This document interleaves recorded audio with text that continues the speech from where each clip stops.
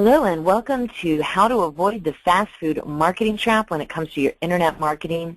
Today we're going to be talking about what you can do in your business to create healthy and profitable online marketing, something that is so critical if we want to move forward in our business in today's internet savvy world.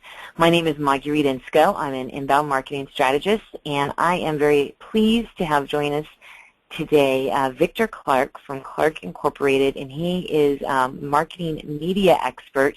And with our combined wisdom and knowledge and experience, we have got something really special to bring out today. And actually, Victor, why don't we take a moment to introduce ourselves a little bit more, and I know you need a chance to say hi. Okay. Hello again. Yes, I'm Victor Clark. I am the owner of Clark Incorporated. We are a media marketing firm. We help non-marketers market their marketing using both online, such as websites, apps, those sort of things, and offline using print and direct mail. And what I love about what you guys do is you make it easy for the business owner and the marketing director to get the work done that they need to get done. You take all the heavy lifting out, and it's definitely, that's why I love what you guys do. And that's why my business Relaunch You is partnered with Clark Incorporated because we do sort of the online, just the online stuff, which is inbound marketing. I work primarily with B2B companies, and it's all about how to generate leads through your website. So what prompted this presentation is all of the conversations that Victor and I have had with people who are frustrated with their internet marketing, frustrated with not getting the results that they expected, frustrated with the amount of money that they're spending, and probably the most frustrated with not understanding where to go first or what is the best approach to take. There are just so many options, so many vendors, so many people saying, oh, you know, here's how it worked for me, it was great, and maybe that's not really what works for you. And how do we know all of this? So our goal today is just to break it down and give you, just the principles, the practices of how you can do stuff successfully on the internet to grow your business for the long term. And then how to balance that also with what might be some faster, quicker results type of activities. But the most important thing is to create balance holistically in your marketing strategy.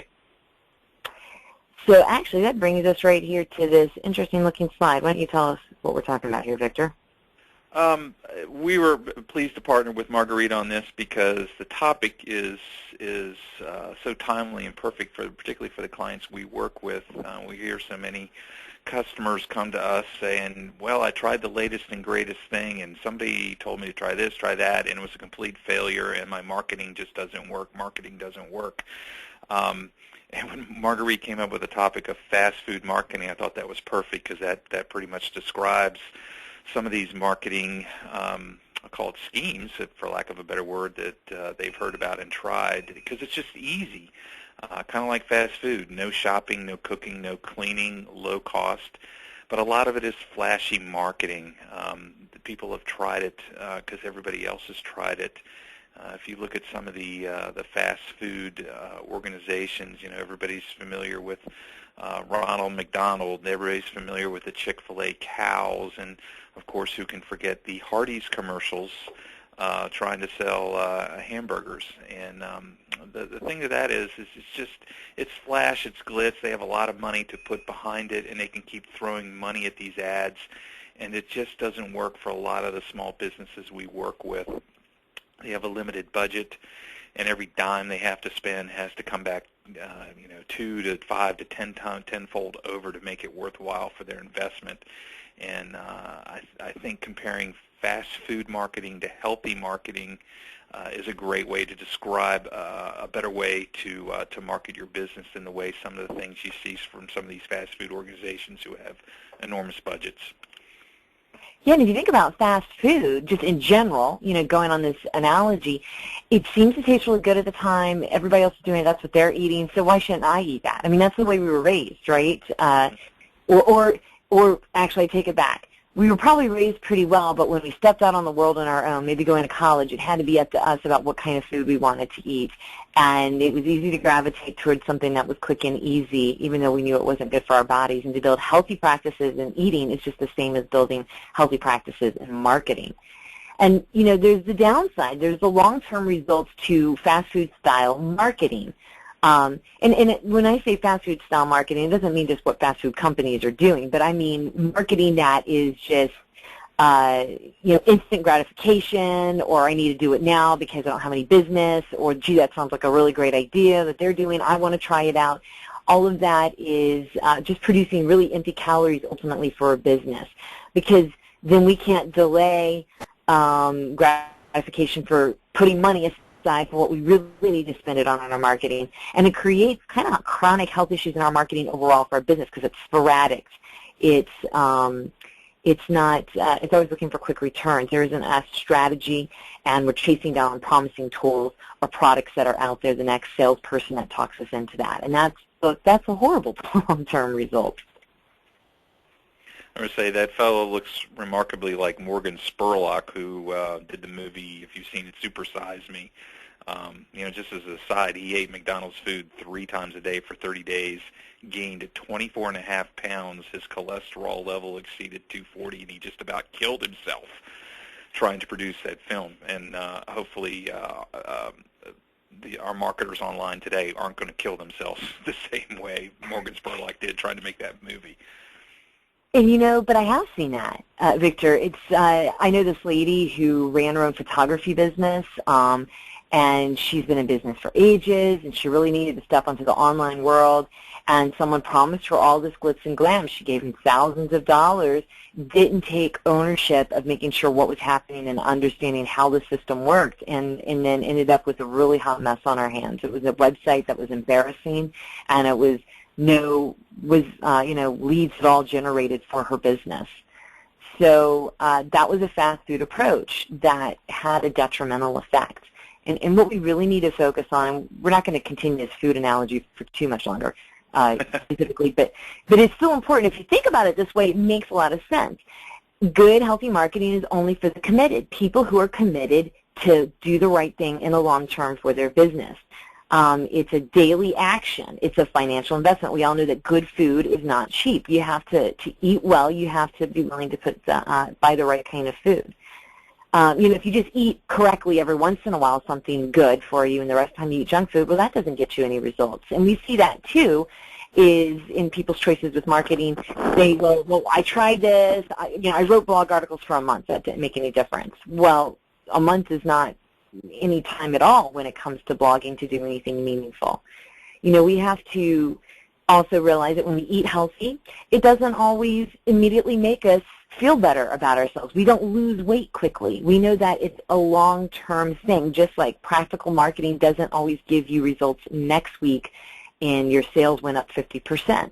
You're thinking about a year from now where your company is going to be, or even 2 years from now. That's what you have to be thinking about if you want to have strategic growth within your company. If you have regularly applied healthy marketing activities, it creates a compound effect that over time gives you a competitive advantage in the marketplace. Because when you own marketing space, then you own market space. It eventually translates into that. And it's not who pays the most money for billboards or TV ads necessarily. Those could play a role, but it depends, of course, on your business and how that is balanced throughout your whole marketing efforts. Now, I like Clark Incorporated's tagline. I like that too. Be better, do more. Marguerite was asking me how we came up with that tagline, and actually we were sitting around talking about what we wanted to do, what we wanted the company to be, and one of the employees said, we just want to help our clients be better and do more. And bang, it was like a lightning bolt hit everybody in the room and said, that's it. How do we show how we can help our clients be better, do more? How can we help our employees be better, do more? It was just 4 simple words that made it real easy to find the type of employees we were looking for and to find the type of clients we were looking for. If clients wanted to stick with the same old tried and true and weren't really interested in learning any new things, they probably just weren't a good fit for us. We wanted clients who wanted to be better and do more, to let us help shape their marketing to grow their business. basically it nets out to we're there to help, not sell. A lot of the marketing we do for ourselves and we work with our clients on is to help, not sell. Two letters, but it makes a big difference as to how their clients and our clients perceive us. We're not pushy. We're helpful, giving them the information that they're looking for. Marguerite? Yeah, in any business that really has a vision for the future isn't just about being more for in and of themselves, filling their wallet. It's also more about how can I be better for my employees, give them a better quality of life and sense of purpose. How can I do something more for my community around me? How can I make my clients feel good about being with us and send us, referrals, those kind of things. Marketing plays a role in all of that. And if we're limited into thinking about what our marketing needs to accomplish, which is just the bottom line financially, then we've limited the opportunity to be about who we can be, especially on the internet, because that's not how people buy these days. It's people don't just spend money on a product solely for the product itself. It is all about the company behind it and the people about it. And we have to be ready to answer for that. So let's go over the principles of what represents healthy marketing. Now, these are just basic elements or principles that you can apply to any kind of marketing, internet marketing, offline marketing. But if you keep these kind of in the forefront of your thought processes as you're looking to introduce a new marketing strategy or purchase a marketing tool or purchase an ad or anything like that, go through this checklist.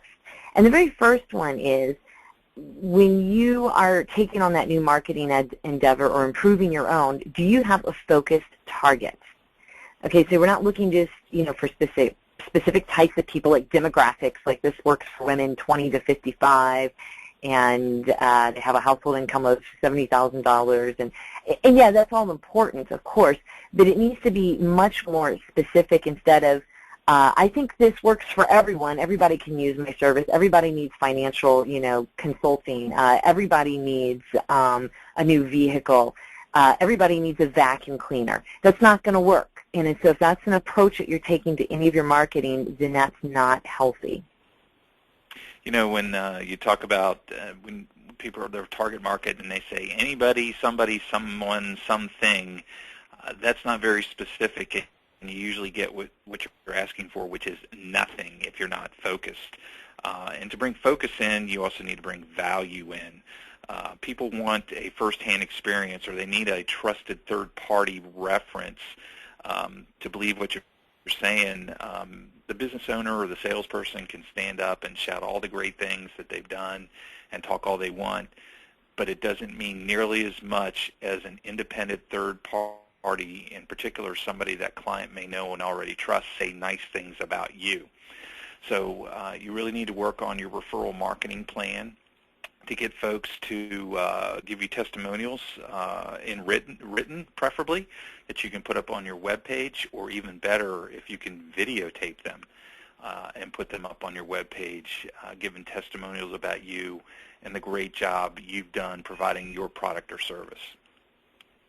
And, the next stage, too, not only are we doing something valuable in our marketing, something that people appreciate, that they enjoy, that they find helpful, but we're also going to make sure that there's balanced ownership in everything that we do in terms of intellectual property that I own to promote my marketing. Maybe there's established processes within the company in how that marketing takes place. There's appropriate insourcing and outsourcing of tools and services. I recently talked to a business valuator, and this is a person that would go to that works with a business to estimate what their value is if this business person wants to sell their business to someone else. And I said, now, Puya, which is a really awesome name, if a company has a very specific marketing process where they know that these are the activities they do on a regular basis and it generates this kind of amount of business for them, and they're able to demonstrate, what those processes are. I said, does that increase the value of the business? And he said, absolutely, that is very important. So that's something to look at in your own marketing. Could someone walk in the door and step into the place of how you're doing your marketing and keep it going and get the same results? Good point. You're right. So now that you've got a focused target, you've created value by using testimonials, you have ownership, now you should be able to position yourself to be able to upsell, closed loop marketing, that you've sold them the benefits of what you can do, maybe perhaps for their online marketing. Now you can go back and say, hey, I've proven myself for the online marketing. Let's talk about some other marketing you may be doing, maybe offline, like print or mail. So if you can be focused, provide value, show the ownership of the process, now you've earned the right to go back and ask that customer, hey, here's some other things we can talk about. Can we help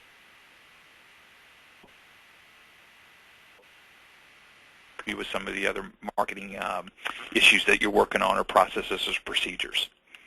And you got to know if you're tracking the right data for all of this, then you'll know exactly who your prospects and suspects, where they're coming from, that are the best ones to sell to, and be able to retain and upsell. You should be able to track value of leads coming from Facebook as opposed to pay-per-click, as opposed to organic traffic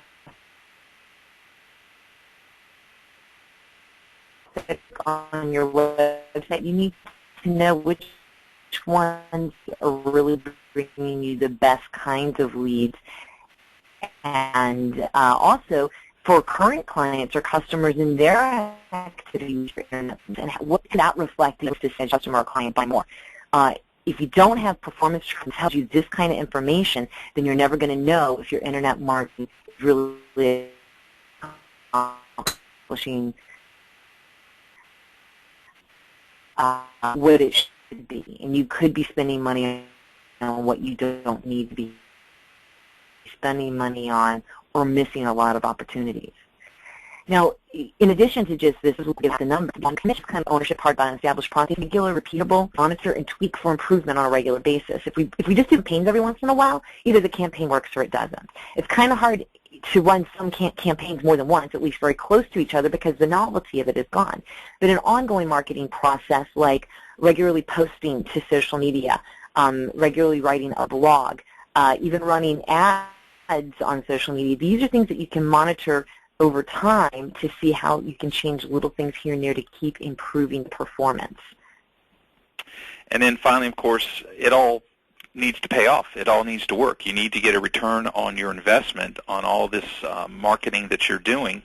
But to do that, you don't need to reinvent the wheel each time you create a marketing piece, whether it's an ebook or a blog post or something like this webinar.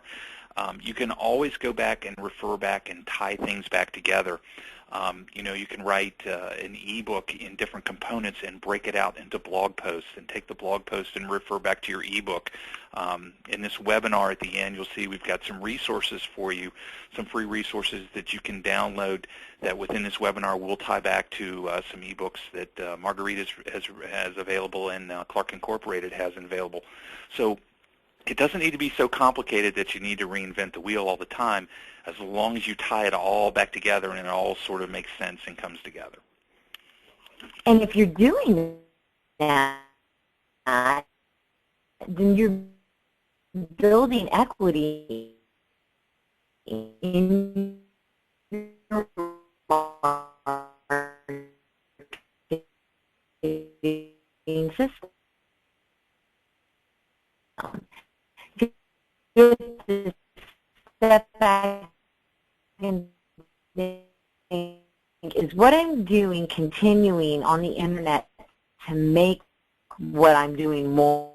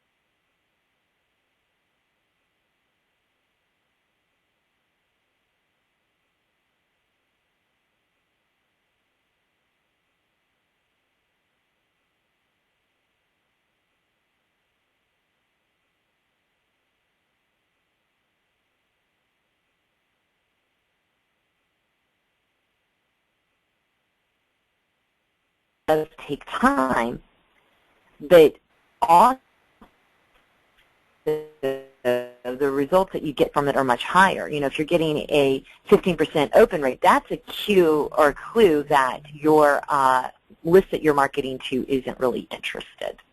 That's a good example. Now, it says that the audio just came back on. Hopefully it's been staying on the whole time. I guess we'll see here. But just to recap, in case there was a dead space there, we're talking about now what represents unhealthy marketing. And in addition to obviously being a broad target and being annoying, if you outsource everything, when you could be doing it in-house yourself, you're missing a good opportunity to make sure things are done well, and then you also won't be left out in the cold when you decide that that relationship doesn't work out with who you've outsourced to. And so it's very important that we measure that balance there correctly.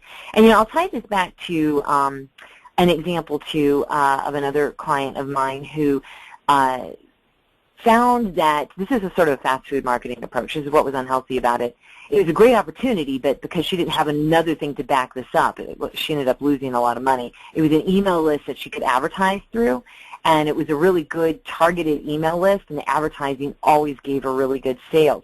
But when they decided to stop using that email list or stop promoting that ad opportunity, she lost all of those sales, and she couldn't figure out a way to recoup it. And if there had been a more better backup plan or something holistically that keeps growing into something that she owns instead of having outsourced, that could have changed things. Perhaps when that email blast was going out, there could have been a better way to collect that information from people who responded and add them to her own list.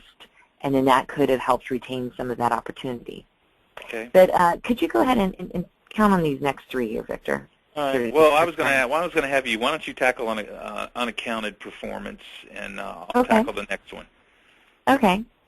So this is very much like the opposite of the healthy marketing. When we're tracking, it's closed loop. We're tracking everything from beginning to end, all of our marketing efforts, all the way down to the sales point, all the way down to after selling.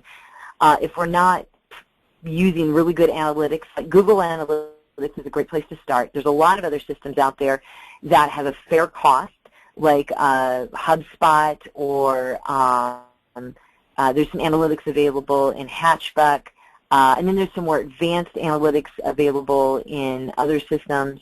Well, actually, you know, Lucky Orange is really good. I like that one a lot. And Crazy Egg, these are all website-related analytics where you just got to know what people are doing on your website and how they're behaving, and then also tying that back into your marketing behaviors, making a connection between the two, and then relating it to sales.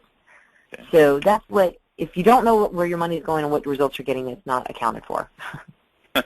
All right, and intermittent marketing is unhealthy also. I think there's an old parable out there about the fellow who planted an apple tree, and after 1 year it didn't bear any fruit, so he dug it up and he said, must be too shady, so he moved it to another spot. Planted the apple tree, it sat there for a year, didn't produce any fruit, must be too wet, so he ripped it up and he moved it to another place, and he planted it in a third place and it sat for a year and it still didn't bear any fruit. Well, it must be too sunny. I guess the moral of it is you didn't give it time. You've got to be consistent and give it time to work. You can't try something once or twice then give up. Now, of course, there's another old saying, you know, the definition of crazy is doing the same thing over and over and expecting different results. That's not what I'm talking about here. After a while, if it's not working, it's not working, but you've got to give it a chance to work.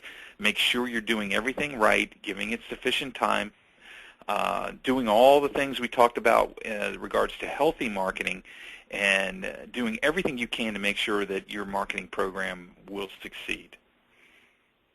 That's a great analogy. I love that. And it ties nicely into the next one, too, which is being short-sighted.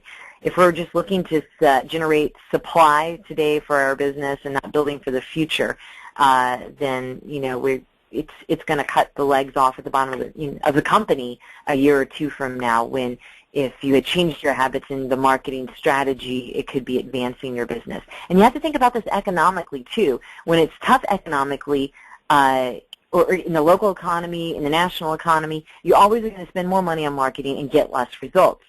But when the economy comes back, your efforts placed in marketing, the ones that you're that are building equity in your company, the value just jumps up tremendously, just like a property value when the economy starts going back up jumps up tremendously. And so we have to even think if we're underwater in our house, that's not always true forever as long as we're maintaining a house and we're doing the right thing and the neighborhood around it, of course, is staying good, which I guess the analogy breaks down there. But let's tie that in. Actually, that's a really great introduction to a story right after we break down these two examples here, or three examples here, of some very common practices in marketing. Is it healthy versus unhealthy? And pay-per-click is one that people use all the time. It's a great example of fast food marketing because it takes very little time to set up pay-per-click. There's a lot of promises. It's supposed to be, it's very targeted. That's true. You can set it up to be very targeted.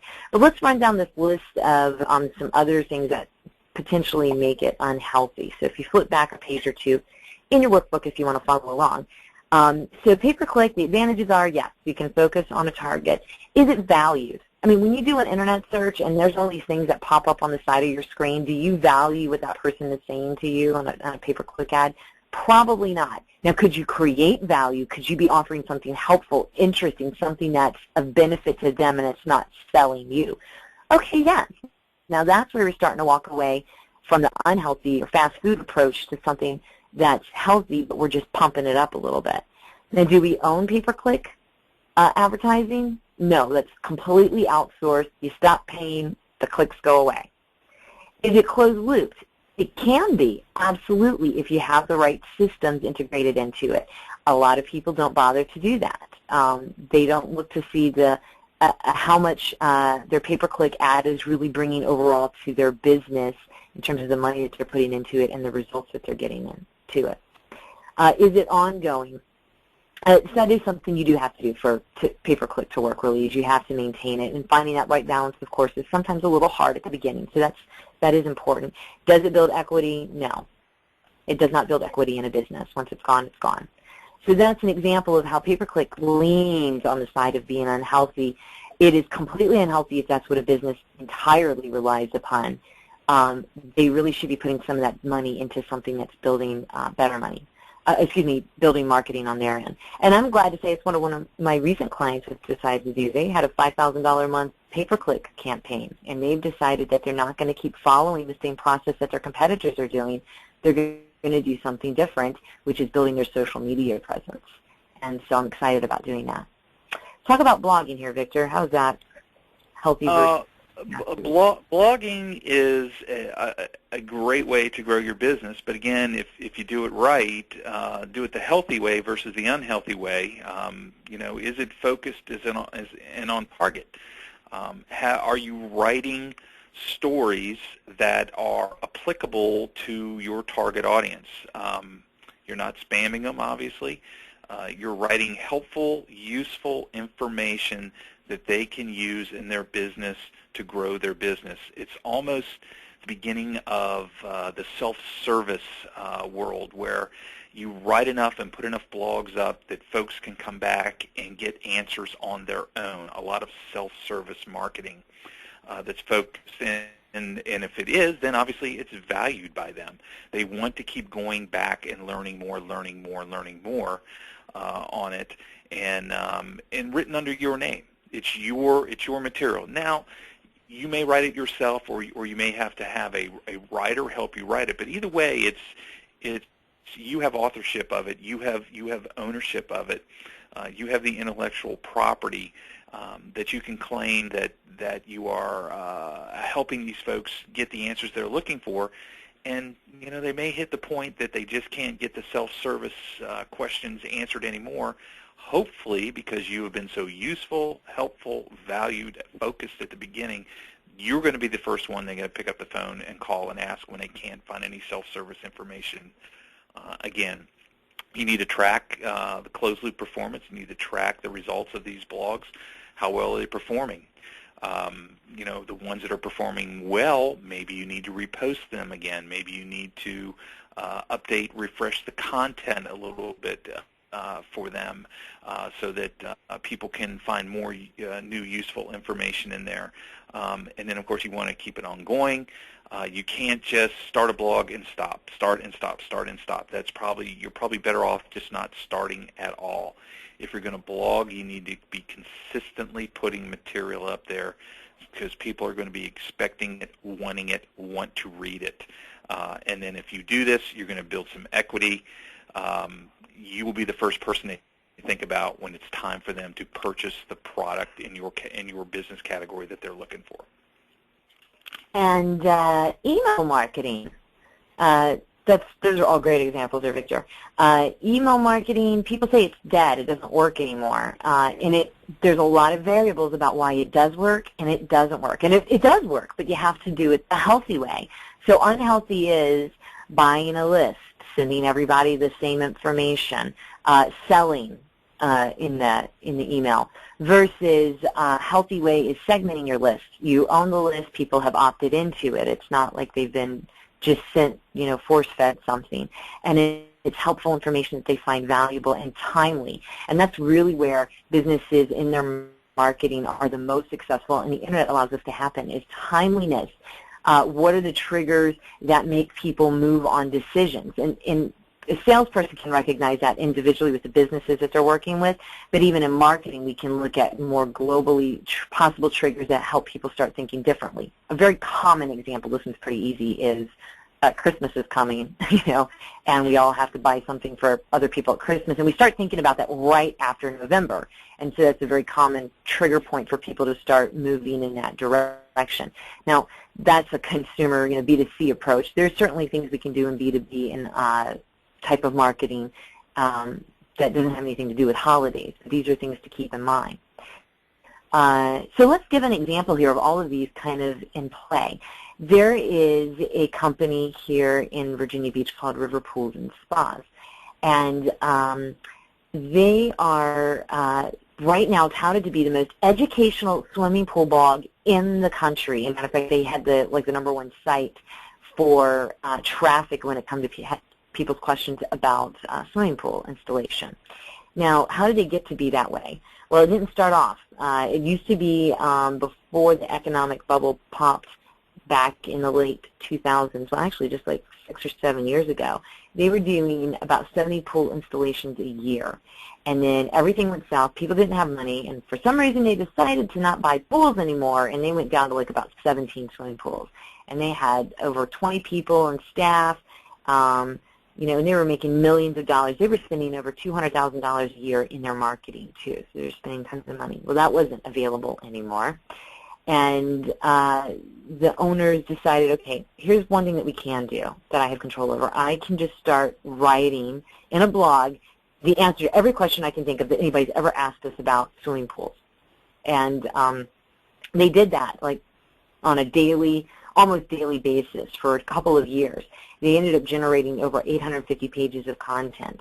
And now, when the economy has come back, it has completely changed their business. Some pools they don't even have to sell. People just walk up literally and place an order for the pool that they want because they've done so much research. They already know what they need and what works.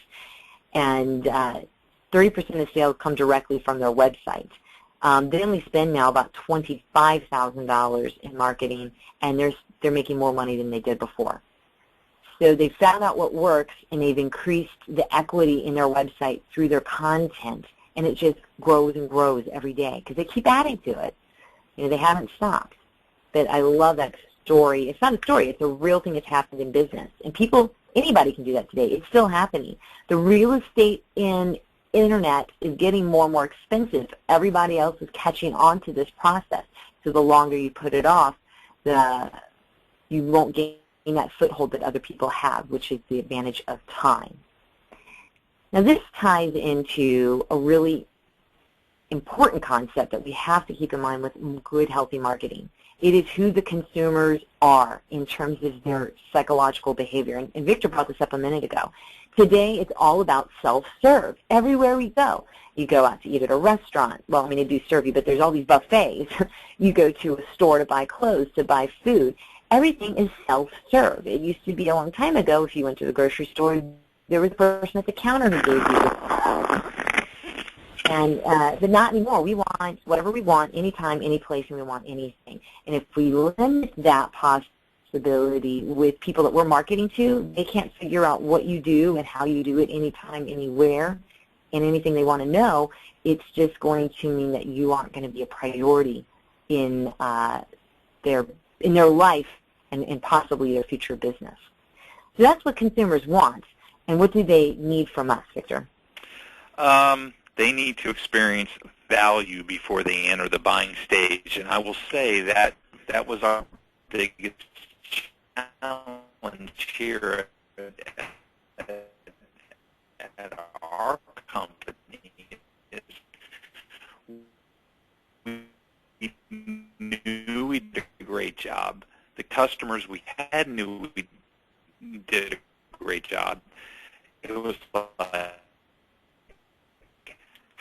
how did we get this across to them without them being before they became a customer? That was always a big challenge for us. We just did until we started putting blogs and doing the emails, and posts on social media, and those sorts of things. You know, we wanted to help them be awesome. And just two little quick stories of how we managed to help a couple customers. We have one customer here. They are the marketing arm of the Southern Baptist Conservatives of Virginia, and they help plant churches, grow existing churches, and a lot of it is direct mail.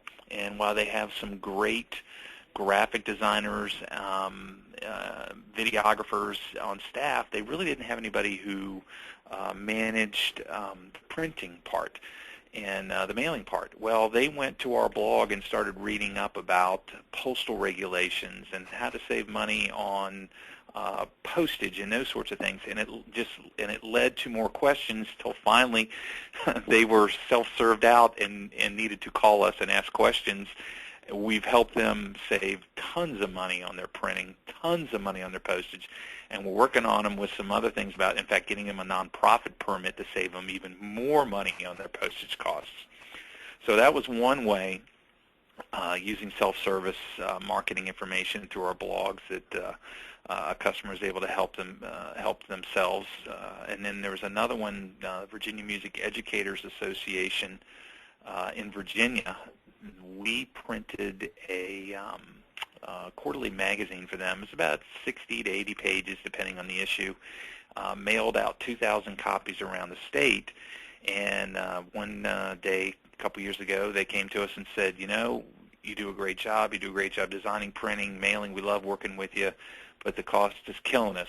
And my heart, of course, fell to the floor like, oh no, here goes a great customer. But they said, you know, we've been reading on your blogs about apps. Tell us about tablet apps. We think we want to convert our printed magazine into an app for tablets, and that's what we've done. We no longer print and mail it. We put it up on the Apple store, iTunes store, for folks to download it and read it. It's saved them a ton of money in printing and mailing costs, but it's also improved the value to both their readers, because there's interactive links and things you can click on that you obviously can't do with a printed magazine, but also their advertisers too. We've put some links in there that you can go to videos and click to go to their web page. So it's just been a huge win-win-win for everybody in that, and it all came about because of just things we wrote about apps. Because you were helping them be more awesome in their decision-making and their marketing.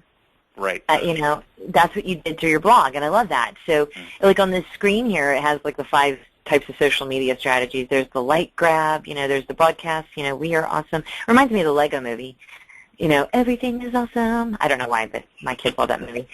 And, you know, we've got the awesome deal promotion sales and the awesome viral video, the one-hit wonder. You know, where is it where people out there are truly making a difference in other businesses' lives, or the life of people, and, you know, and we're not asking for anything in return. We're just saying, hey, we're here to help you, and if you like this stuff, come and get some more. And then if you really, really, really need some help, we'll be happy to, you know, create a business relationship, a transaction to do that.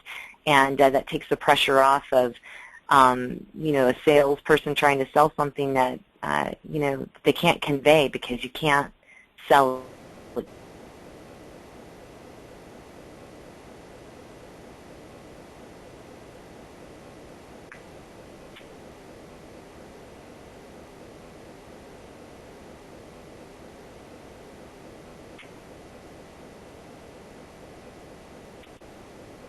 good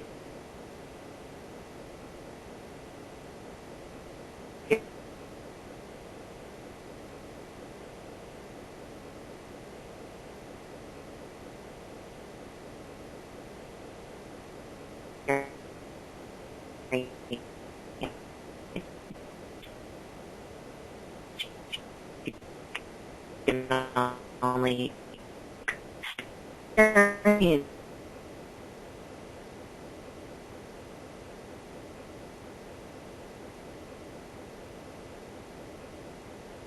promotion they want because they impress that boss. Bring value to your marketing. Mm-hmm. It all has to do with what your business is, the core of what your business is, and then you're going to help everybody be really good at what you're the best at. Now, they can't beat your intellectual, in-house abilities or capabilities that come when someone hires or purchases your product. Of course not, but there's a lot of things we can do to help them get just a little bit further than where they are today. Ingredient number 2. So now we've captured your interest. They know that we're a really good company because they've done wonderful things for us. It's then having transparency.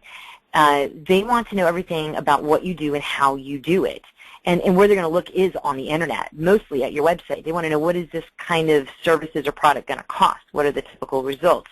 What are they going to expect from me? What should I expect from them? What does the experience feel like? What does it look like? There was a water park here in the middle of the country. I just remember hearing this story a little while ago. I wish I could remember. It was like all seasons holiday water theme park. Is that what it is, Victor? Because I think you've heard the same story. I'm not sure. I don't. Go ahead. Oh, no, you haven't? Okay.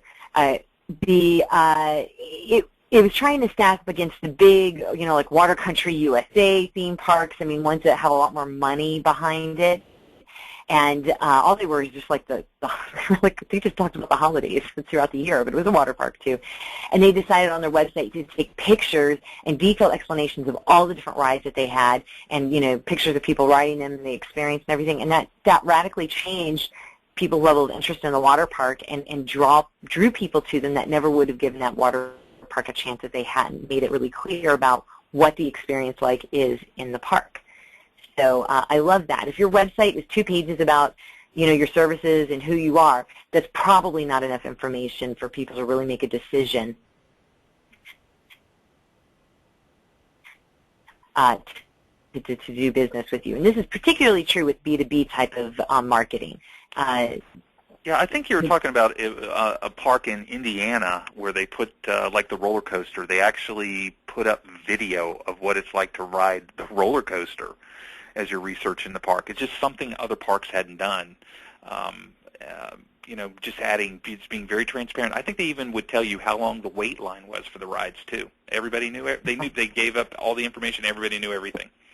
That is so cool. And then frequently asked questions is a really great way to do this too, to provide help and transparency that people need behind products and services.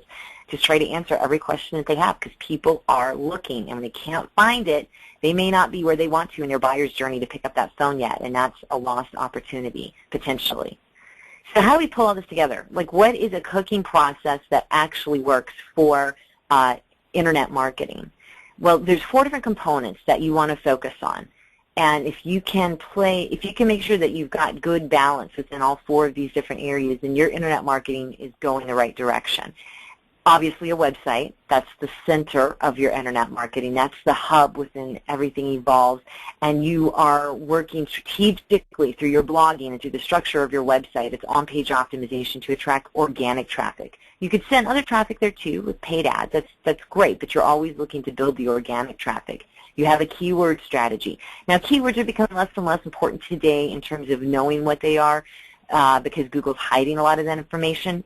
What it really means, and this is what Google wants you to do, just write good content that's relevant to your target market. And, of course, if you're using a lead intelligence system, that's going to help you understand a lot more about what people are doing behaviorally on your website and where they're coming from. Analytics also provides a lot of that information. Lead intelligence talks more about individuals that are visiting and their behaviors. Analytics talk more generally about the overall numbers in the bigger picture. Now, in addition to having a website, you need to be on social media. A website that doesn't have any connection to social media is a website that's lost half its opportunity for exposure because half the internet searches and half the websites that are found today on the internet are through social media. And so we need to be growing our followership or our network within the appropriate media. It's best for our business, best where our target market is, in doing that organically. Now, we can use paid ads in social media certainly to do certain things to grow followership, but just getting a bunch of likes on a Facebook page doesn't always mean that your business is going to turn around. It's something to work towards, yes, but it's better to have a lot of people engaged on that Facebook page and interacting with you and sharing their stuff than just running a campaign to get a bunch of likes that don't lead anywhere. Of course, you can train employees to help with social media. It's a great way to expand your reach very quickly. Work within the groups, and use the analytics that are available in your different social media platforms to understand how things are operating or what's successful and what isn't successful. And then third component, email marketing.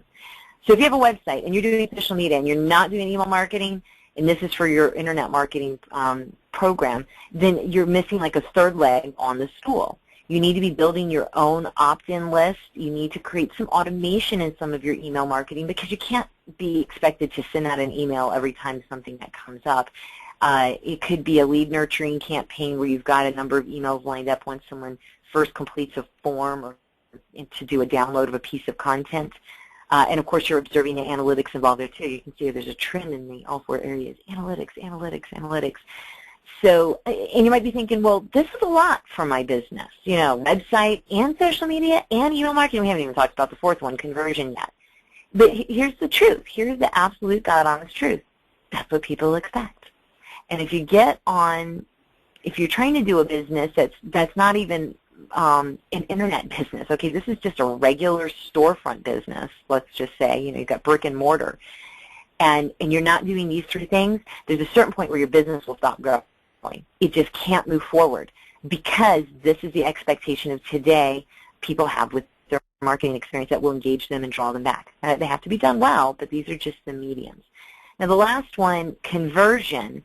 This is something that takes a little bit more savviness to understand and how to set up. It's very important definitely for B2B marketing. But it's also important for B2C marketing. We need to know how in our website to create calls to action, to ask people to do something. We just can't have them show up and they expect to figure out where to go and what to read and what to do. If we understand the buyer's journey and create a funnel for them to move through using calls to action and using landing pages. These are pages designed for somebody to make a very specific decision, either to do one thing or another, to make a phone call, to sign up for a blog subscription, to download a piece of content. These are very common things found on landing pages. And things can get even more complicated or complex in a good way to help create efficiency through the use of forms that are dynamic, that understand how to collect only the data that's needed from that person at that time if they're visiting multiple times, instead of repeating the same piece of your email again, you know, this is their third visit. And of course, this information can be automatically sent to a CRM for the sales process that needs to take place afterwards, because bigger business deals don't ever close only through the internet. It takes a human dynamic, but that's happening more and more at the end. In B2B business, 60% of the decision-making about who to do business with and what they're looking for is done via the internet before they pick up the phone and call a vendor. So it's important to keep that in mind here when we're looking at all four pieces. Now, Victor, did you want to add something to this before we talk about the next example? Yeah, let me add something here, and also a little teaser for our webinar we're planning for next month. Is a lot of what Marguerite talked about here is online marketing. You know, the digital world, pixels on a screen.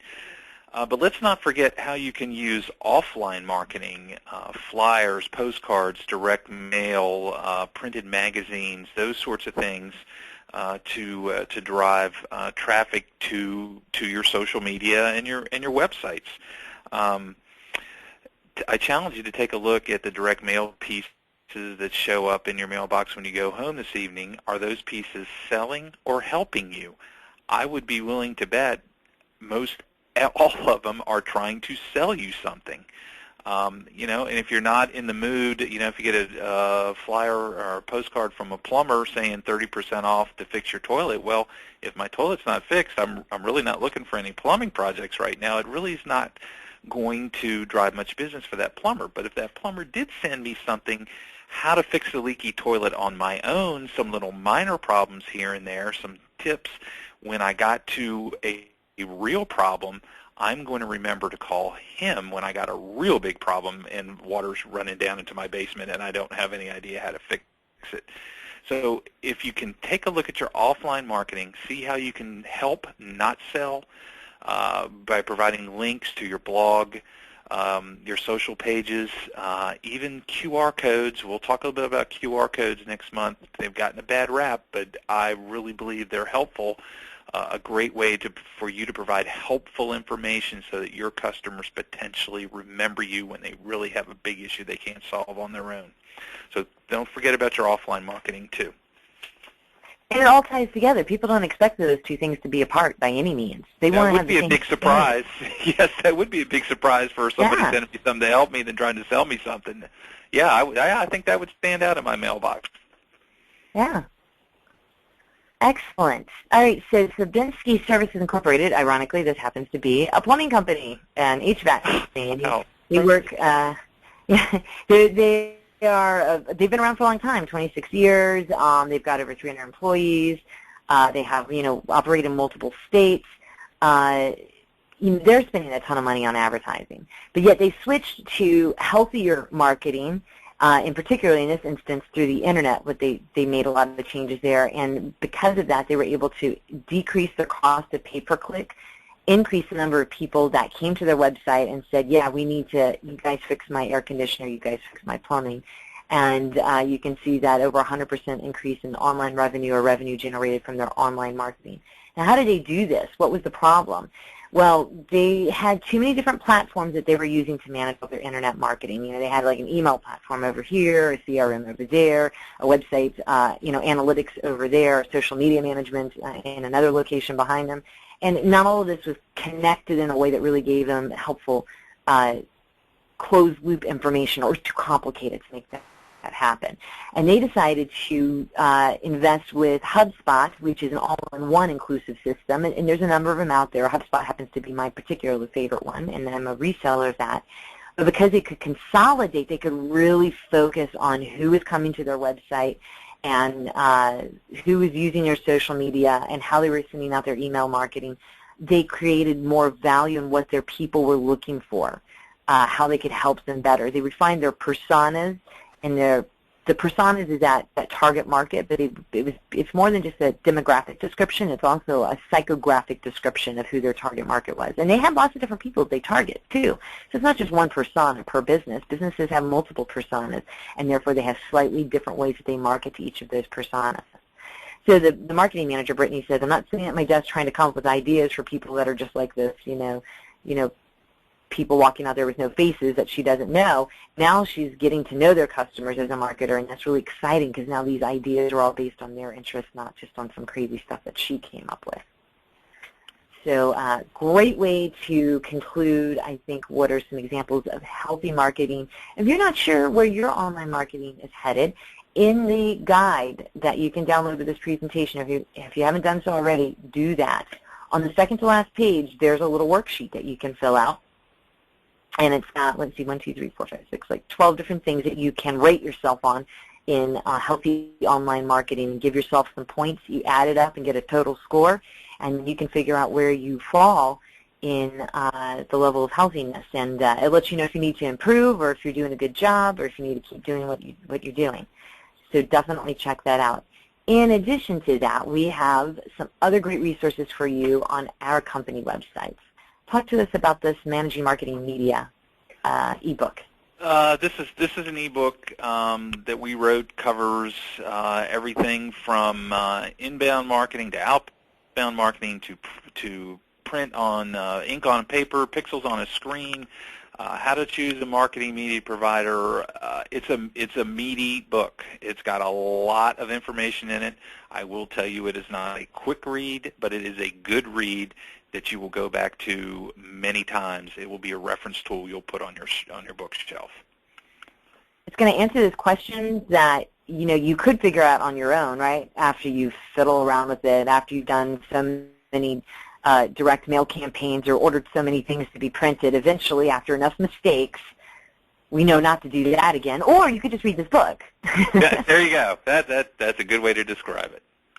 Definitely, if you're going to do something new with your marketing media, definitely take a look at this. And there's lots of links to your blog, too. I really like that. Yep. Then I have a book called The 30 Greatest Lead Generation Tips, Tricks, and Ideas that's specifically for your website, things that you can put into place in your website that is going to help bring you business when people visit your site. So they're not just showing up, looking at stuff and disappearing, and you don't know who on earth they are, and this instead gives you a good start to building a relationship with them. So these are both available on our website. In the guide that you can download, we've got links to it, so you can also click on that. It's hyperlinked in the PDF.